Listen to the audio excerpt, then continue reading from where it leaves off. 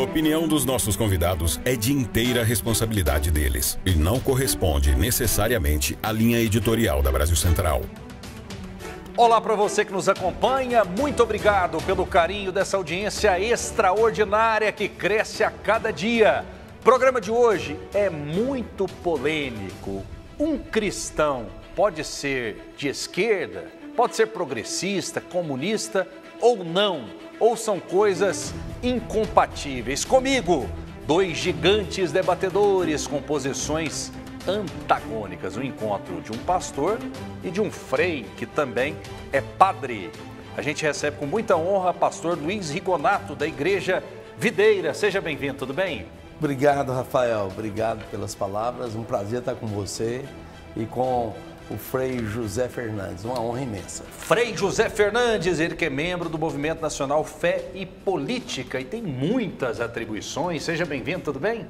Obrigado, Rafael. Obrigado, meu irmão, pastor Luiz Rigonato. É uma alegria imensa estar aqui nesse encontro com vocês dois, num diálogo aí também, numa interação com quem nos acompanha. Alegria imensa.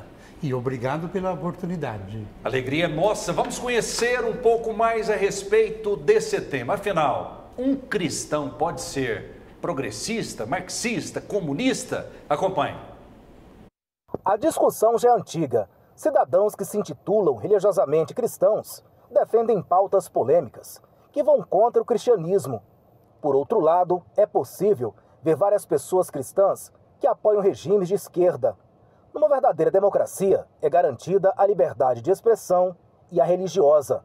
Mas do ponto de vista cristão, e contrário à verdadeira bíblica, há pautas chamadas progressivas, que defendem temas como o direito ao aborto, ideologia de gênero, ao casamento de pessoas do mesmo sexo e à liberação de uso de drogas. Alguns pastores garantem que é possível ser cristão e de esquerda.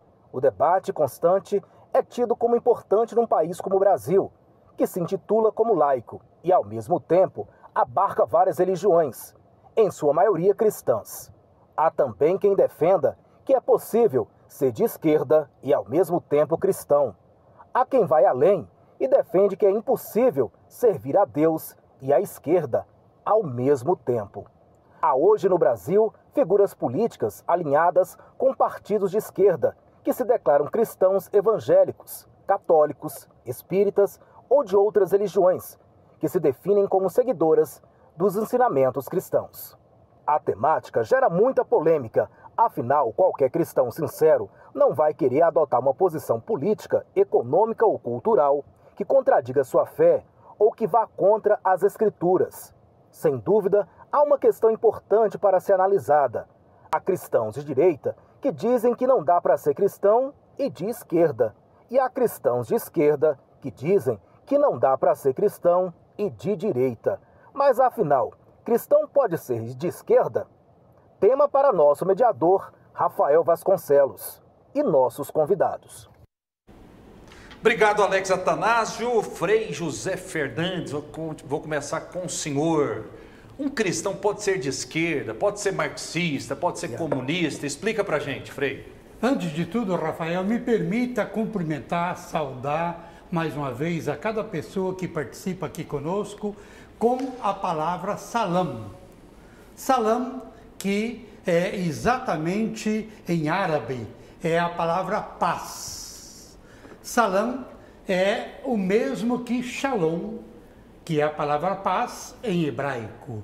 No entanto, eu ter a opção de começar saudando a cada um de vocês, inclusive a você, Rafael, a você, meu irmão Luiz Rigonato, é exatamente dizer: toda pessoa, em nome do Evangelho, precisa ter um lado, precisa ter um partido.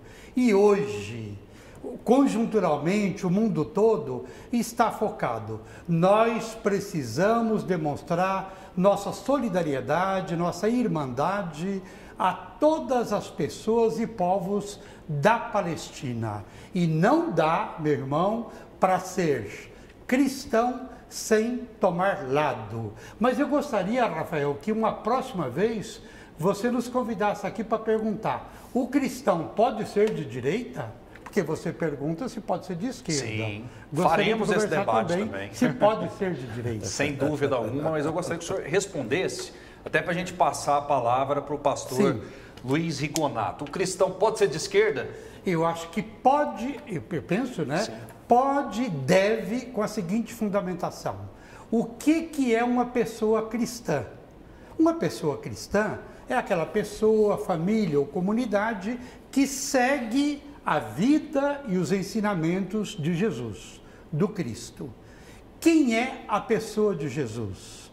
A pessoa de Jesus é aquele que viveu numa circunstancialidade, ou seja, é aquele que viveu lá em Nazaré, lá na Galileia, é aquele que caminhou da Galileia para Jerusalém, é aquele que teve a convivência, a empatia ou a recusa de parte da população. Portanto, penso que a gente primeiro também, Rafael e meu irmão Luiz Rigonato, vale a pena a gente puxar um pouquinho o que a gente entende por esquerda, porque a gente fala o que... Daqui a pouquinho porque eu volto com o senhor. Em princípio eu digo, é possível, é bom e é necessário que em nome do Evangelho seja assim do lado da esquerda. Mas nós vamos conversar um pouquinho sobre, historicamente, o que entendemos por esquerda. Sem dúvida alguma, a gente vai batendo essa bola, equilibrando o tempo. Pastor Luiz Rigonato, eu até vi no Instagram do senhor que, de acordo com a sua opinião, não é possível um cristão ser de esquerda. É isso, pastor Luiz Rigonato? Olha, a primeira coisa, Rafael, Frei José Fernandes, é que tanto crente ou descrente, o que confessa qualquer fé, né, a fé evangélica, a fé católica, a fé espírita, é que todos têm que usufruir do direito fundamental à liberdade de expressão. Cada um tem que ser livre. Se você quer ser de esquerda, seja livre para ser. Se você quer ser de direita, seja livre para ser. Aí as pessoas também perguntam, sabe, Rafael, Deus é de direita ou é de esquerda? Uma pergunta boa também, né? Mas eu gostei da dica do Frei José Fernandes para a gente fazer outra pergunta, perguntando se o crente pode ser de direita. Mas assim, enfim, o programa é muito bom. Essa pergunta é muito oportuna, porque uma coisa ruim é o analfabetismo político. Todo crente, todo cidadão, ele tem que ser, sendo redundante aqui, cidadão. Agora, eu vou, então, se é para falar a verdade, eu vou falar tudo. Fale.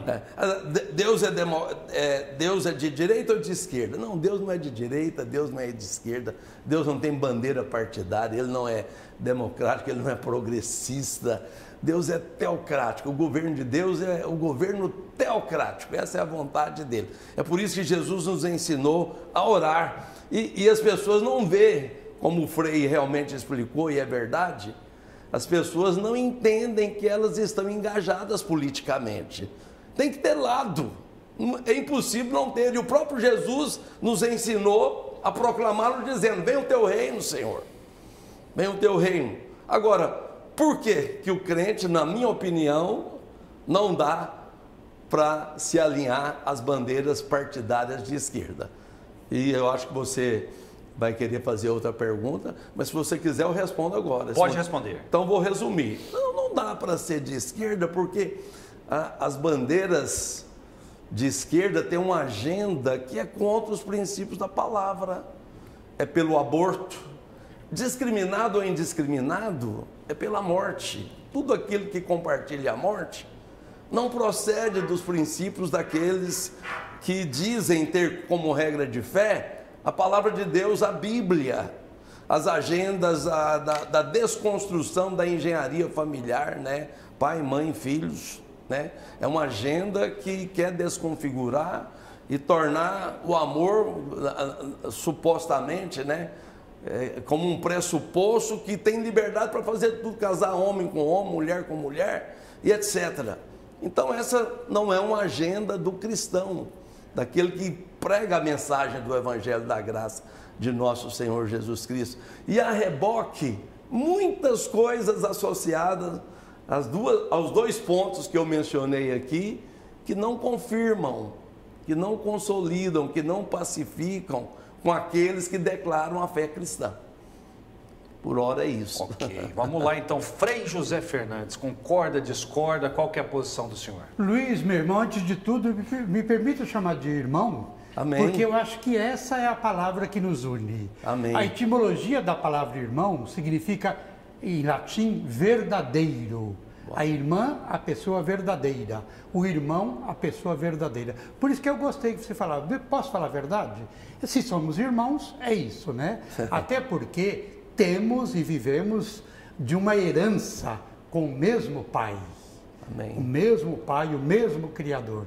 Então me permita, daqui para frente, de chamar de irmão Luiz, pode ser assim? Fique à vontade. Te agradeço. Tem toda a imensa- liberdade, eu agradeço. Que coisa bonita, né? Antes de tudo, meu irmão, não é dessa esquerda que eu estou falando. Por isso que é importante a gente clarear um pouco o que a gente entende por esquerda. É claro que quando eu falo de esquerda, puxando pelo Evangelho, ou melhor, a partir da matriz evangélica, é na linha da, digamos assim, da supremacia da vida.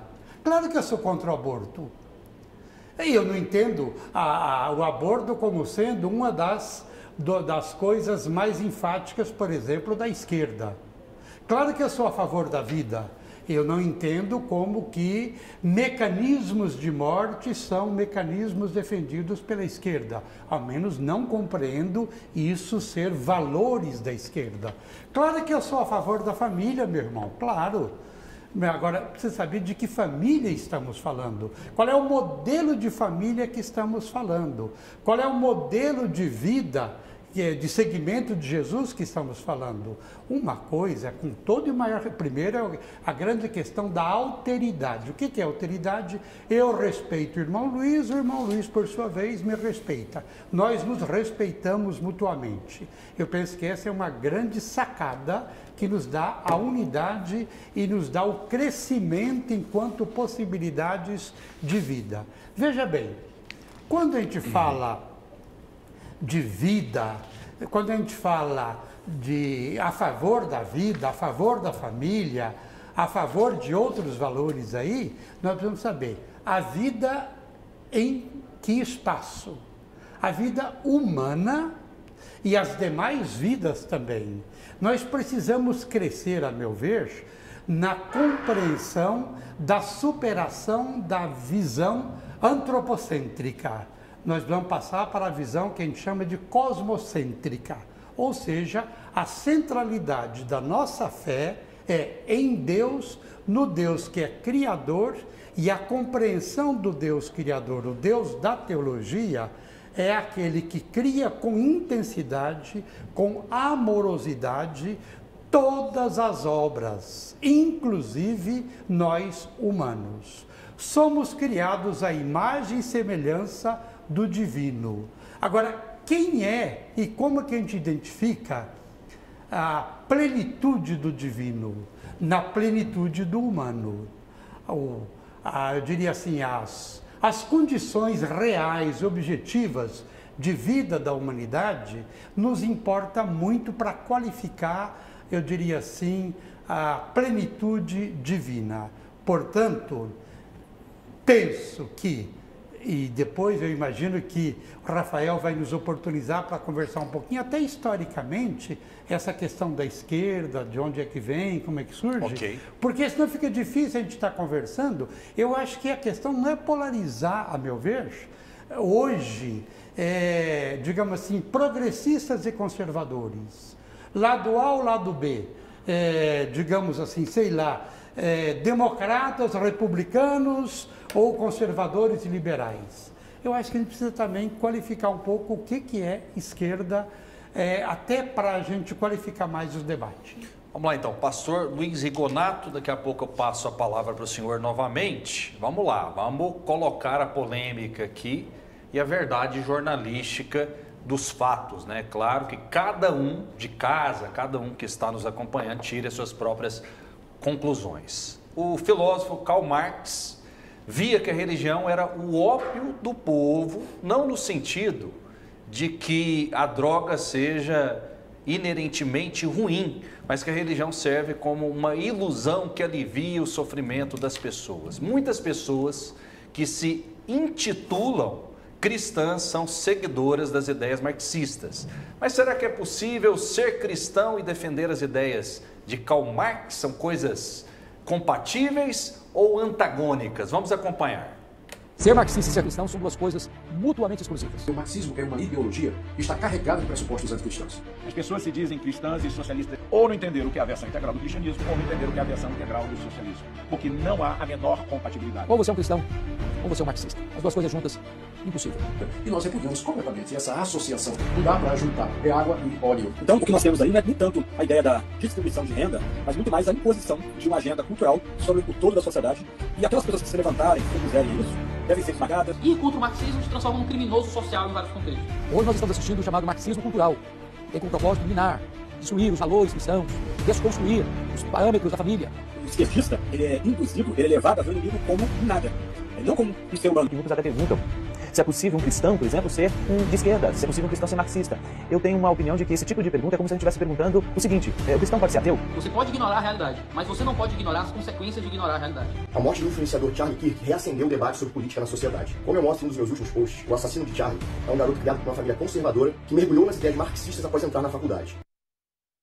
Pastor Luiz Rigonato, da Igreja Videira, qual a sua posição sobre cristãos marxistas, né? Já que vários pastores aí, vários religiosos falaram dessa incompatibilidade. Marx, ele criticava muito a religião, dizia que era o ópio do povo, né? Via o marxismo como algo assim compatível com a religião.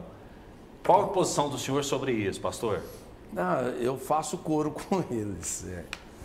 Esse é o propósito de Karl Marx, assim, num projeto, digamos, político, né, de governo político, é manobrar a fé, né, e claramente desconstruir a fé. Se alguém com influência ele fala que a religião é um ópio que embriaga, a embriaguez ela é algo fora do bom senso, né? Quem está embriagado ele não tem siso, ele não tem direção clara. É como se a fé fosse absurda. Não, a fé é coerente. A minha fé não é absurda. Ela é fundamentada em princípios regidos, muito bem estruturados pela própria palavra. As menções da fé não é algo que recorre ao etéreo imaginável. Não, é uma questão de realidade. É uma questão de realidade palpável, de instruções claras, verdadeiras, ensinadas, né, pelo Senhor Jesus. Nós somos cristãos, somos pequenos cristos, estamos aqui para erguer a bandeira e a proclamação do Evangelho da graça de nosso Senhor Jesus Cristo. Qual que é a proposta? É vida abundante. Jesus veio, né? A Bíblia diz que ele se manifestou cheio de graça, cheio de verdade. Mas se eu falo que essa fé, ela é uma embriaguez, ela é algo que entorpece, aí eu torno ela absurda. É por isso que não existe como um cristão genuíno ser marxista. Porque tudo que ele pregou, todo o seu, digamos, espectro de estrutura política ensinada, é contra o Evangelho, é contra Deus, é contra Cristo. É por isso que eu não creio.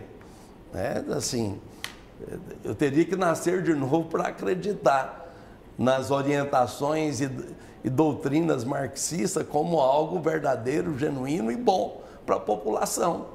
É porque o propósito é a terra arrasada para que o poder seja centralizado na mão de algumas pessoas e daí por diante.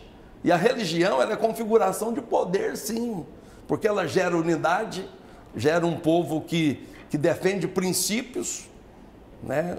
O Frei José Fernandes estava dizendo, né, sobre de qual tipo, de qual estrutura familiar que nós estamos falando. Nós estamos falando da estrutura familiar patriarcal, pai, mãe, filhos, como Deus criou. Agora, se alguém diz que há uma outra criação além dessa, eu discordo plenamente. E é por aí, meu entendimento. Vamos lá então, Frei José Fernandes, é possível conciliar marxismo com cristianismo, na sua visão? Maravilha! Esse debate é bom demais, aliás, está sendo bom demais. Antes de tudo, eu lhes convido a você que nos acompanha, a quem está nos acompanhando, a uma questão de honestidade, de verdade e de história. Tem muita gente que fala de Marx, muita gente que fala de comunismo, que sequer conhece historicamente o que é ser comunista, o que é ser marxista. O que é? Pode Muita explicar. gente afirma por aí, sem sequer conhecer, por exemplo, o Manifesto Comunista. Eu diria o seguinte, primeiro que não é verdade que tudo que está lá, na defesa do marxismo, na defesa do comunismo, é contra o Evangelho, é contra Jesus. Até porque a centralidade que eu vejo nesse sistema político é a partilha. Ponto final. Quando eu falo partilha, eu chamo a atenção, então, se isso daí é ser comunista, se isso daí é ser marxista, eu chamo a atenção que, então, a Bíblia é marxista. A Bíblia é comunista, até porque essa afirmação da partilha, que é a centralidade que nos interessa, ela vem lá da Bíblia. Vejamos os Atos dos Apóstolos, capítulo 2, versículos 42. Eu convido a você, minha irmã, a você, meu irmão, e eu lhes chamo de irmã e de irmão, porque assim eu acredito, assim eu creio. Temos um único Pai. O maior respeito pela religião. Até porque essa questão da religião ser o ópio do povo, eu considero a religião como um caminho para a libertação, um caminho para a salvação. Mas eu sou totalmente contra defesas, interesses, encrencas ou brigas por religiões. A pluralidade, a questão do macroecumenismo, a questão da diversidade religiosa, isso é muito importante a gente acreditar e respeitar. Voltando aqui na Bíblia, Atos dos Apóstolos, capítulo 2, versículo 42, assim diz: as pessoas cristãs, quer dizer, o retrato das primeiras comunidades cristãs, eu chamo a atenção que nós estamos falando das primeiras décadas da Palestina, as primeiras décadas da era cristã, né? Assim testemunha os Atos dos Apóstolos. Eram perseverantes, quer dizer, firmes, em ouvir o ensinamento dos apóstolos, na comunhão fraterna, no partir do pão e nas orações. Perseverante. Em nome de Jesus, nós precisamos ser perseverantes na repartição daquilo que temos e daquilo que somos. Na repartição do pão, na repartição da terra, na repartição da moradia, na repartição dos poderes, enfim, tudo aquilo que concentra, nós precisamos partilhar. Porque é a sociedade do quê? Do bem viver, do bem conviver. É a sociedade da felicidade, ou, se quisermos, para a gente ficar só mais no Evangelho, aquilo que a comunidade de João nos ensina no capítulo 10, versículo 10, que é: Jesus é a plenitude da nossa vida e veio para que nós, humanidade e as demais criaturas, tenhamos vida e vida em qualidade. Se quiser, a tradução mais fiel é em abundância. Eu traduzo em qualidade. Ok. Pastor Luiz Rigonato, a Bíblia tem elementos marxistas ou não? Não. Se é a partilha goela abaixo, não tem. A partilha aí, eu sei que o Frei José Fernando colocou uma questão, né, que eles distribuíam à medida que alguém tinha necessidade. Eles distribuíam aquilo que tinham com generosidade. Isso aí, de fato, é legítimo. Mas o que a Bíblia fala é de proporcionalidade. O direito de propriedade privada, que o marxismo não dá, ele dá ao governo um poder de distribuir, né? E E o empresário não tem direito no marxismo. Prosperidade não tem direito no marxismo. Prosperou um pouco além da medida, já é mal visto. Mas o que a Bíblia fala é de proporcionalidade. Isso, como o Frei disse, está tudo rezado, escrito e descrito no Manifesto Comunista de Karl Marx. E estimulado, aplicado, consolidado por Gramsci. Mas o que a Bíblia fala, por exemplo, eu leio um texto que está em 2 Coríntios, que cada um contribua, 2 Coríntios 9, versículo 7. Cada um contribua segundo propor no coração. Aí ele vem com instrução, não com tristeza, mas com alegria. Deus ama quem dá com alegria. O dar é o maior gesto, é a maior expressão do amor. Isso é verdade. Agora, não é que você obrigatoriamente tem que vender o seu apartamento, ou 2, ou 3, ou 10 que você tem e distribuir. Não, é segundo propor no seu coração. E segundo a proporção da prosperidade de cada um. Deus ama quem dá com alegria. E quem dá com alegria, Deus pode vos fazer abundar. Então isso não é marxista, não é marxismo. Marxismo você não pode abundar, você tem que ter uma medida cujo teto é imposto, declarado, definido pelo governo. Então não combina, não é coerente essas duas verdades, elas não caminham juntas. Muito bem, mas que debate bom, né? E eu quero colocar mais um elemento aqui como cristão também, que rapidinho, por exemplo, Abraão, que é o pai da fé, né, cristã, dos católicos, dos evangélicos, ele tinha mais prosperidade do que os demais. Davi também era rei, ele tinha mais prosperidade do que os demais. Como o senhor explica isso, já que o senhor defende a igualdade do ponto de vista cristão? Meu irmão, que bom que você fala como cristão. Isso é muito bonito. Sim. Parabéns, tá? Né, irmão Luiz? Acho que qualifica mais e nivela numa boa. Perfeito, isso é claro, muito bom. Sem dúvida. Fico feliz, tá? Primeira coisa. Abraão, na antiga aliança, para nós, é o pai de todos. É considerado o pai de todas as pessoas. Perfeito. A nova aliança, a pessoa de Jesus, vem inaugurar o novo Abraão, a continuidade da descendência, digamos assim. Ora, eu parto do seguinte princípio, sou discípulo, aliás, procuro ser, não sei se dou conta, né? Porque não é fácil ser seguidor e seguidora de Jesus na conjuntura e nos tempos de hoje, né? Não é fácil. De qualquer maneira, enquanto discípulo missionário de Jesus, eu entendo Jesus como palestino. É bom que se coloque também Jesus, aquele que é da Palestina. E como tal, ele sempre se preocupou, e eu parto daquele princípio, meu irmão Luiz, da parábola do jovem rico. Lá vem aquela conversa e tal.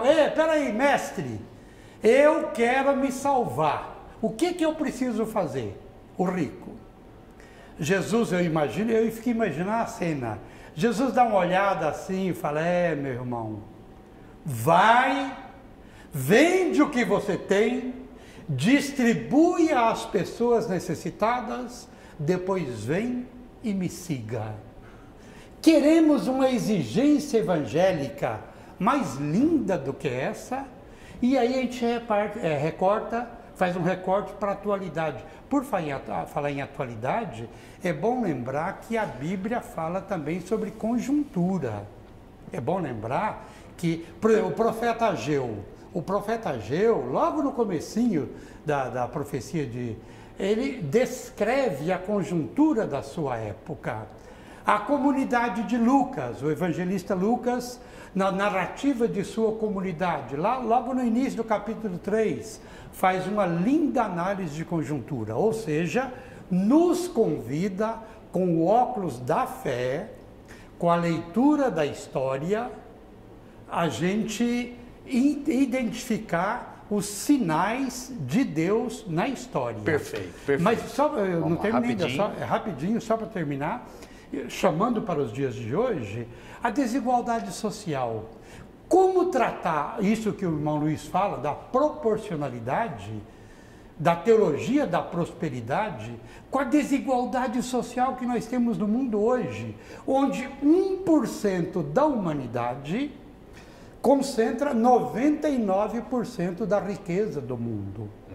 Se isso não for discrepância, se isso não for injustiça, se isso não for sinal de anti-reino, de anti-evangelho, eu não sei o que é. E aí, como sou frade dominicano, faço questão, meu irmão, historicamente, de puxar, o irmão Luiz conhece, toda a antropologia e a teologia defendida na América Latina por Bartolomeu de Las Casas, onde ele afirma que todos os direitos devem ser para todas as pessoas. Então, não tem discriminação. Habitação habitação com qualidade é direito de todas as pessoas. Então, não que o Evangelho, não que nós da teologia da libertação defendemos o pobre contra o rico. Não, eu defendo que nós defendemos que todas as pessoas tenham as condições humanas, humanitárias, para dar uma qualidade de vida. Portanto, eu chamo a atenção só da importância da desigualdade social, que não dá para permitir essa questão da proporcionalidade de frente à desigualdade social. Perfeito. O senhor tem mais 2 minutos, daqui a pouco a gente vai para a segunda parte do programa, que vai ser exibida amanhã.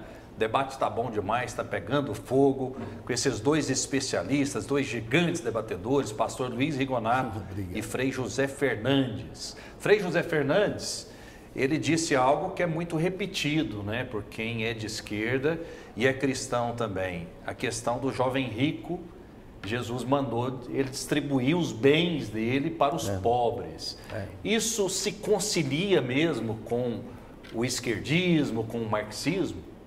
Esse foi um mandamento de Jesus? Se você observar, colocar uma lente de aumento na história, você tem que ter uma perspectiva correta da história.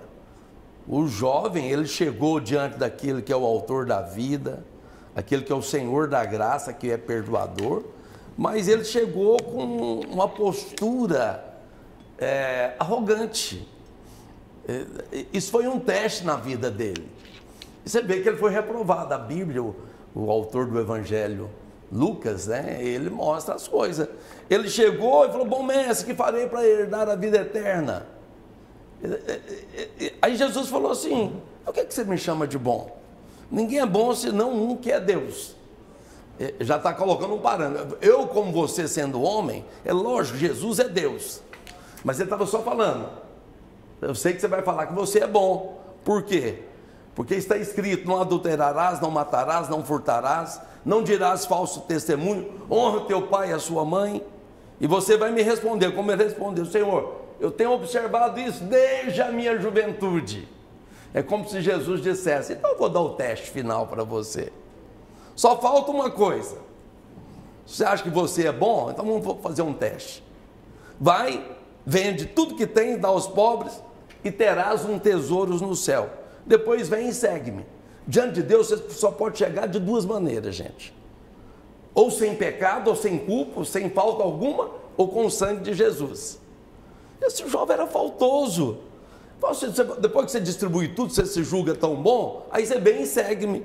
Mas ele, ouvindo essas palavras, ele se entristeceu porque era muito rico. Aliás, ele era riquíssimo. Ele não fez isso.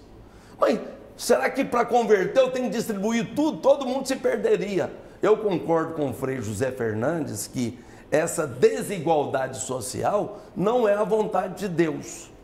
O Salmo 9 fala que Deus se assenta num trono que ele erigiu para julgar com justiça. E ele julga povos e nações com justiça, com equidade. Mas Deus não concorda com a desigualdade. Ele concorda que todos tenham provisão. Mas prosperidade não é riqueza em si. É ter um pouco a mais do que você precisa. É você ter dinheiro para pagar contas do custo fixo mensal da sua casa e ainda sobrar. E você não viver aperto, não viver uma vida cujo estilo é endividamento. Deus não é a favor disso. Deus é a favor da prosperidade de todos. Mas Deus não é a favor de você se apropriar da propriedade alheia e deixar o outro lá, assim, sem justiça, né, da sua propriedade. Então é isso que eu digo, eu concluo com essas palavras. Vamos lá então, amanhã vai ter a segunda parte do programa, né, que a gente vai Mas eu não tive a minha conclusão. Agora. O irmão acabou de fazer a conclusão. É porque eu estou distribuindo as falas conforme o tempo, sim, mas a gente vai... insisto que eu não tive a minha conclusão. No próximo bloco... Lamento, porque devia ser agora. Calma, no próximo bloco... Lamento. Eu entrego para o senhor. É porque televisão tem tempo, padre. Sim, mas só que aí é desigualdade, meu irmão. O irmão fez uma conclusão tão bonita... A conclusão. Que é porque o senhor provocou, porque aí depois ele vai querer concluir novamente. Mas debate não é para isso? É para isso, com certeza, mas então, tem tempo. Me desculpe, mas eu vou dar um minuto para o senhor, então, para o senhor concluir. E o senhor vai ter uma fala mais no programa, mas eu creio que não tenha problema. Agradecer de coração você, irmão Luiz. Maravilha. Amém. E a você também, claro, né? A questão que eu coloco, ela é outra. Não dá, depende do lugar social da fala. O meu lugar social de fala é o lugar do despossuído. A minha convivência é com os sem casa, sem teto, sem terra, sem saúde. Não dá para falar o que o irmão Luiz afirmou, que o desejo de Deus, a vontade de Deus é que se tenha um pouco mais do que aquilo que é necessário. Gente, se conseguirmos um pouco daquilo que é necessário, já qualifica a vida da humanidade. Então, só queria destacar isso, sociologicamente, politicamente, nós precisamos definir de que lado você fala, qual é o lugar da fala. Isso é fundamental. Sim. E Jesus teve o seu lugar de fala. Muito obrigado, tá, meu irmão? Eu que agradeço imensamente. A gente vai continuar esse debate. Amanhã a gente continua esse debate, a segunda parte que está pegando fogo aqui. Brigam as ideias e não as pessoas. Fiquem com Deus e até a próxima.